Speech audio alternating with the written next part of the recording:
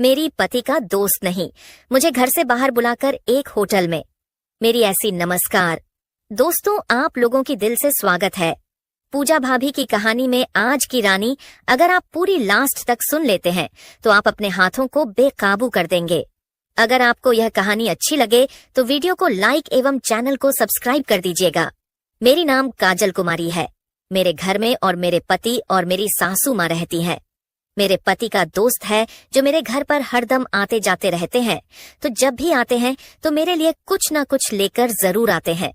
मैं समझ नहीं पा रही थी कि यह मुझे चाहते क्या है और मेरी इतना सेवा क्यों करते हैं। मजाक मजाक में ही एक दिन मैंने उनसे पूछा कि आप मेरे लिए इतना सामान क्यों किंकर बाजार से लेकर आते हैं।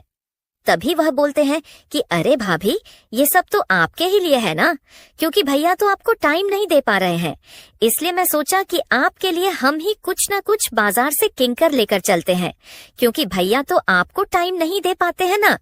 इसलिए कभी मैं उनसे बोलता हूँ कि अरे ऐसी कोई बात नहीं है, तुम्हारे भैया मुझे हर संडे को घूमने के लिए लेकर जाते रहते हैं।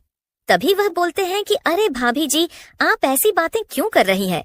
मुझे लग रहा है कि पता नहीं है कि भैया को कब छुट्टी मिलती है और कब नहीं। भैया को तो आज घर पर आए हुए लम्हों 1 साल हो गए हैं।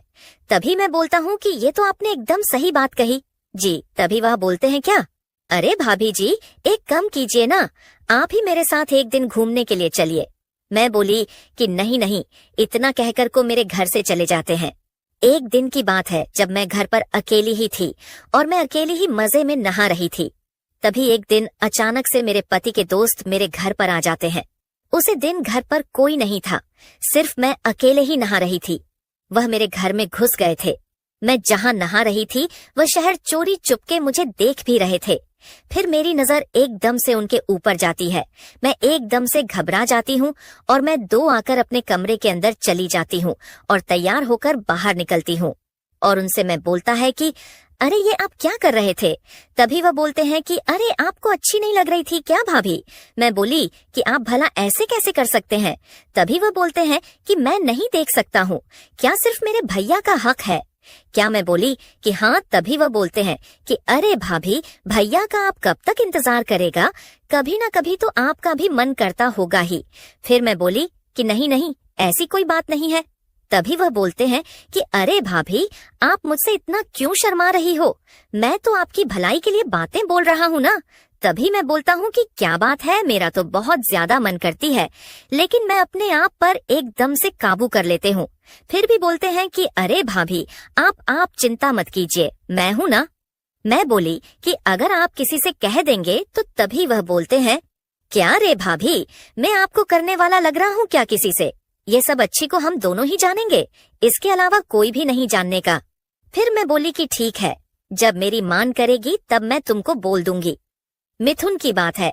जब मैं रात को सो रही थी, उसे रात मुझसे बर्दाश्त नहीं हो पा रही थी। फिर मैं अपने पति के दोस्त के पास कॉल लगाती और बोलती है कि सुनिए जी, आज मेरा बहुत ज्यादा मन कर रहा है, आपको उपाय कीजिए, क्योंकि आप मेरे घर पर रात को नहीं आ सकते हैं, क्योंकि मेरे घर पर अभी पापा और मम्मी भी है। तभी वह बोलते हैं कि तुम एक काम करो, तुम अपने घर के पीछे से दरवाजे से बाहर आ जाओ। फिर मैं बाहर चली जाती हूँ। फिर वह मुझे अपने बाइक पर बैठकर एक होटल के अंदर लेकर जाते हैं। फिर वह बोलते हैं कि आप चिंता बिल्कुल मत कीजिएगा, यहाँ किसी को भनक तक नहीं लगेगी। नहीं बोले कि आप जल्दी जल्दी कीजिए, क्योंकि मेरी अब बात से बहुत ज्यादा बाहर चली गई है। फिर वह अपना काम करने में लग जाते हैं। मैं कभी नहीं सोचती थी कि वह मेरे साथ ऐसे करेंगे कि मुझे चिल्लाने पर मजबूर कर देंगे। फिर मैं बोलता है कि ज्यादा आराम आराम से। तभी वह मेरे मुंह पर अपना हाथ रहकर और तेज करने लग जाते हैं। फिर मैं उनसे बोलती है कि क्या बस रहने दीजिए। तभी वह बोलते हैं कि अरे भाभी जी, आप इतनी जल्दी आपकी हो गई क्या? मैं बोल कि हाँ। तभी वह बोलते हैं कि अरे मेरा तो बहुत ज्यादा अभी टाइम लगेगा। मैं बोली कि मुझे अब रहा नहीं जा रहा है, मैं अब रोने लग जाऊंगी। फिर वह बोलते हैं कि ठीक है भाभी, तब आप अपने हाथ से ही मेरा काम कर दीजिए। फिर मैं अपने हाथ से ही उनका काम करने लग जाती हूँ और हम दोनों एक दूसरे से इतना प्यार करने में बिजी हो जाते हैं कि हम दोनों अलग अलग होने के बाद एक दूसरे से रह ही नहीं पा रहे थे। कभी कभी तुम्हें मेरे घर पर आकर काम कर कर चले जाते थे। मैं भी बहुत खुश हो गई थी, क्योंकि आज पहली बार किसी ने मुझे ऐसी काम किया है कि मैं बहुत ज्यादा खुश हूँ। फिर मैं उनसे बोलता हूँ कि आप तो दिखने में ही सिर्फ पतले हैं, लेकिन आपने जितनी काम करने की ताकत है, शायद इतनी ताकत तुम्हारे भैया के अंदर नहीं है। वह तो बहुत जल्दी ही थक जाते हैं, वह भी मेरे से पहले, और मुझे खुश भी नहीं कर पाते हैं। लेकिन आपने मेरे को एकदम से आज खुश कर दिए हैं। ये ऐसा मैं आपकी कभी नहीं भूलूंगी। तभी वह बोलते हैं कि अरे भाभी, इसमें एहसान